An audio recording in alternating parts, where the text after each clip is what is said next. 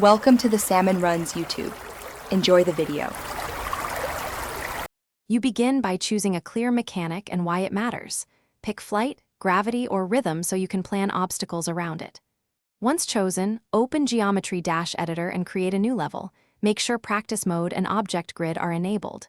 Next, assemble essential triggers, Move for motion, Toggle for state changes, and Checkpoint for retries, because these form the behavior backbone. As you set these up, label sections and sketch where each trigger will act so you avoid rework later. Now you implement the core logic by placing triggers in a clear sequence. Start trigger, condition detector, and response effect.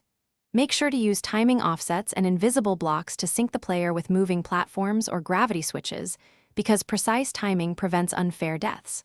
Once done, modularize the level.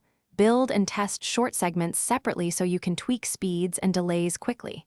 If something feels off, adjust move distances or toggle delays until gameplay is consistent and predictable for the player.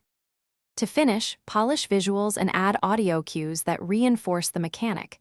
These cues help players anticipate shifts and improve flow.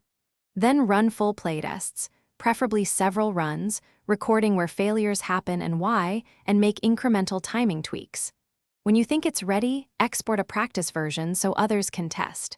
If things go wrong, isolate the failing section and use binary search style adjustments.